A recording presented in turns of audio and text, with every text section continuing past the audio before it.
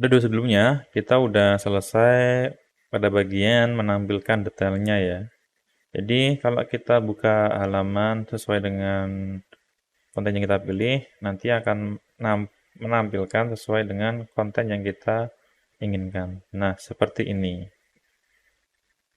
Kemudian, kita akan menampilkan daftar konten berdasarkan dari kategorisnya. Jadi kalau nanti kita pilih sejarah, nanti akan menampilkan isi dari konten yang berkategori sejarah. Kalau games, berarti games.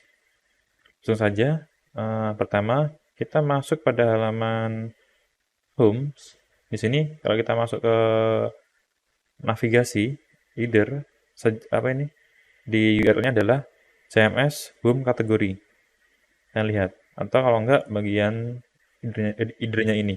Ini kan home, controller, kategoris, ini fungsinya. Terus ini isinya atau ID-nya. Ini berdasarkan ID kategorinya. Kita masuk pada bagian home ini. Kita ngopinya dari bagian ini ya. Ini. Kita copy. Kemudian kita buat baru. Sini. Kemudian nama fungsinya tadi kategori. Terus ini ada SID. Nah, seperti ini. Kemudian kita kasih where pada bagian bawah sini. Ini where berdasarkan ID kategori. Kategori terus isinya sesuai dengan ID-nya ini. SID. Nah, untuk pada bagian kategoris ini sebenarnya kita bisa pakai pakai beranda ya. Kalau kita buka klik sejarah. Bentar apa ini? ID kategori ambigus. Oh, kita buka kontennya ini ada kategori. Nah, ini kita kasih A titik karena kategorinya ini atau konten di sini ada nama, kita sambungkan dengan kategori. Artinya akan ada dua nama kolom yang sama. Maka dari itu kita menampilkan ID kategorinya itu apa? Berdasarkan ID kategorinya si konten. Nah, ini konten ini ada namanya alias A. Ini A titik di kategori. Jadi berdasarkan ID kategorinya konten. Bukan B, kalau B kan kategori. Tapi A dari kontennya. Konten yang berkategori ID ini. Kita cek. Klik lagi sejarah. Nah, ini. Bener ya ini ya, tampil kayak gini tok, sejarah. Agama, bener. Pengumuman, kosong karena nggak ada. Games, ada. Nah, untuk pada bagian kategori sini, ini kita hapus carouselnya. Berarti ini kita hapus carousel. Kemudian kita copy baru dari beranda ini.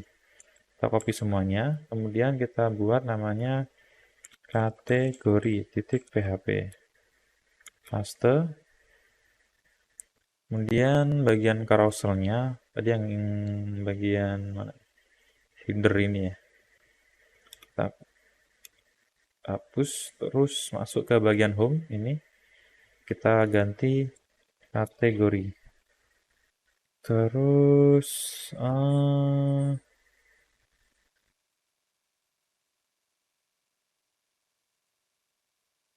pada bagian kategori ini berarti yang ini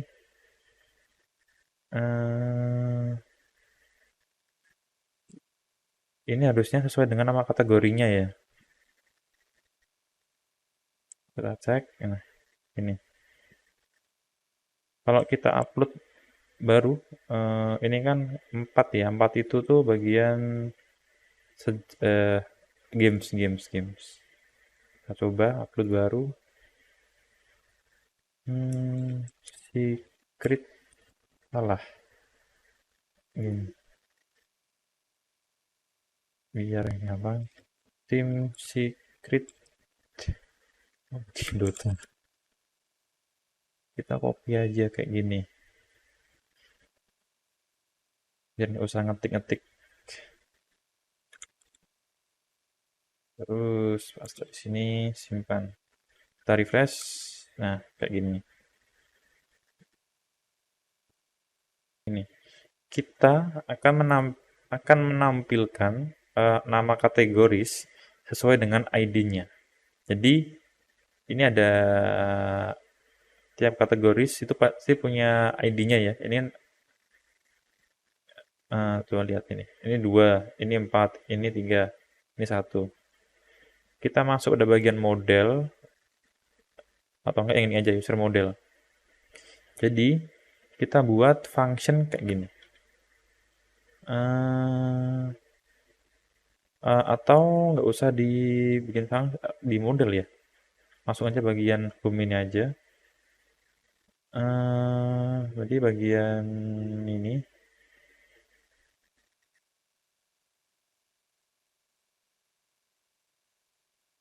kita copy bagian sini, terus kita paste bagian bawah sini.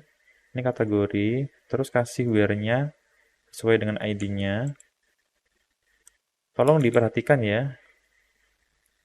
Ini menampilkan konfigurasi, ini menampilkan carousel, ini menampilkan data-data pada semua kategori yang nanti akan ditampilkan ke dalam header.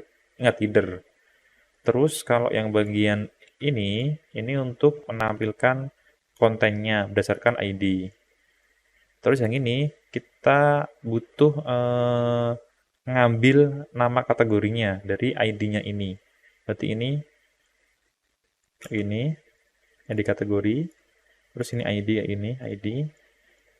Terus ini kita kasih apa namanya rows. Nama kategori.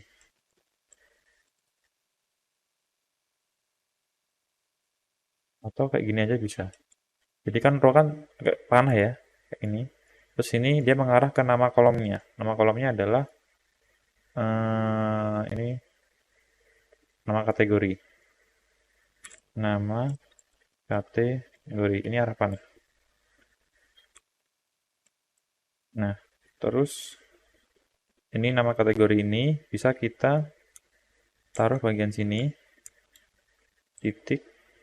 Beranda dihapus. Kita refresh. Nah ini games. Nah gamesnya. Yang judul. Terus kini kita kasih namanya nama kategori. Terus arah panah. Koma. Sudah bagian sini kita kasih php echo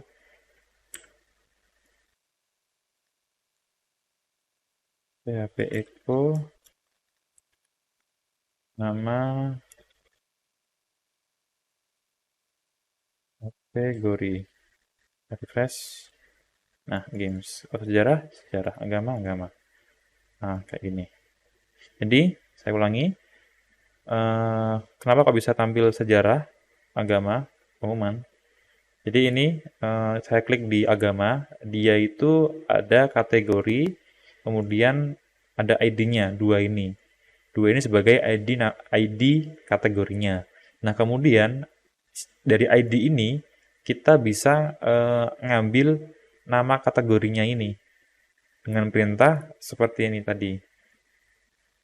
Nah, ini. Jadi, ambil data dari tabel kategori, kemudian berdasarkan ID kategorinya, ini ID, kemudian ini ID, terus ID ini diambil dari bagian sini, dua ini.